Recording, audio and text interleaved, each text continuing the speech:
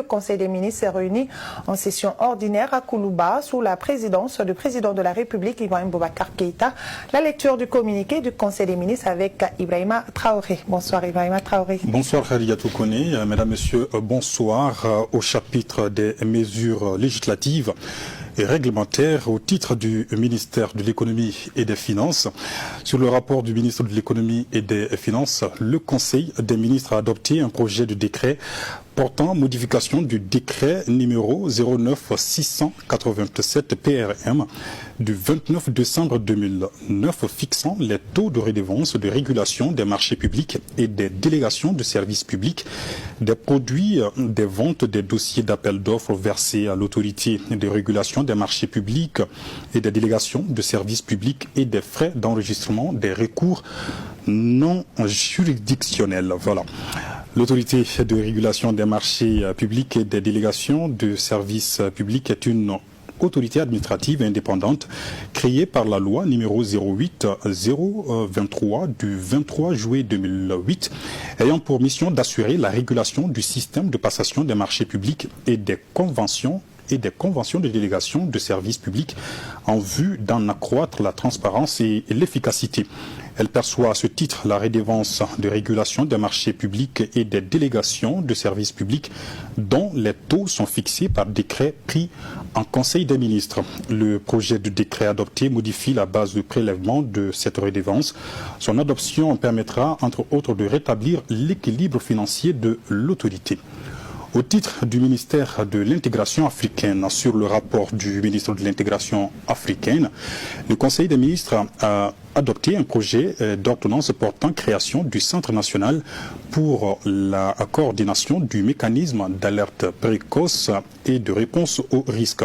La 45e session de la conférence des chefs d'État et de gouvernement de la CEDEAO, tenue le 14 juillet 2014 à Accra, au Ghana, a recommandé la création dans chaque État membre d'un mécanisme d'alerte précoce pour gérer et régler les conflits locaux de faible intensité et renforcer l'architecture de paix et de sécurité.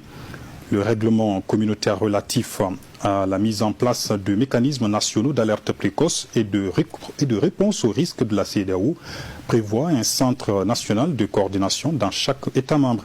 Dans ce cadre, le gouvernement avait institué auprès du Premier ministre par décret numéro 2016 0006 PRM du 15 janvier 2016 modifié le mécanisme national d'alerte précoce et de réponse aux risques. L'adoption du présent projet d'ordonnance vise à harmoniser le statut du centre avec les engagements communautaires. Au titre du ministère des Infrastructures et de l'Équipement, sur le rapport du ministre des Infrastructures et de l'Équipement, le Conseil des ministres a adopté un projet de décret fixant le cadre organique de la cellule d'exécution des travaux routiers d'urgence.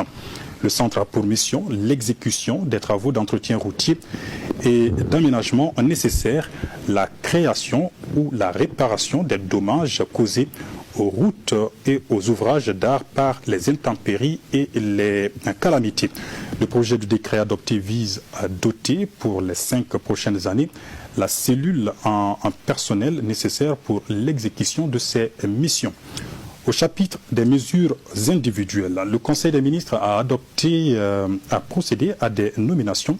La liste des personnes nommées sera publiée sur le site www.sgg-mali.ml du secrétariat général du gouvernement et dans l'essor.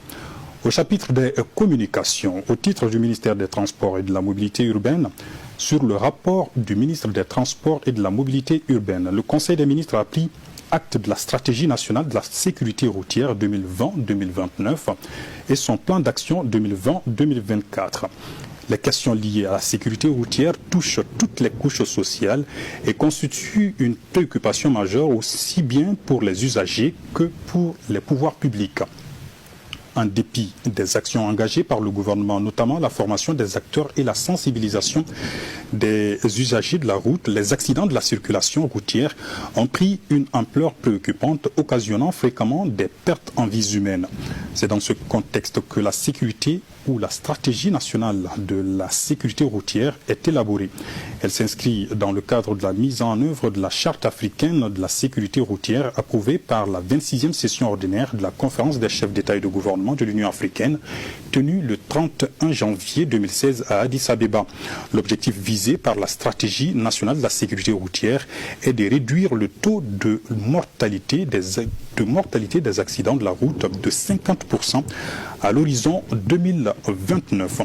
La présente stratégie est assortie d'un premier plan d'action 2020-2024 décliné dans les axes stratégiques ci-après: la sécurisation des 2 et 3 roues motorisées, la sécurité des piétons, la réduction des accidents des véhicules légers, le renforcement de la sécurité des usagers âgés de 15 à 34 ans, la sécurisation du transport professionnel. Voilà, Kadidia Toukoné, ce qu'on pouvait donc retenir de la teneur donc du communiqué du Conseil des ministres tenu aujourd'hui donc à Koulouba sous la présidence du chef de l'État Ibrahim Boubacar Keïta. Merci bien Ibrahima Traoré.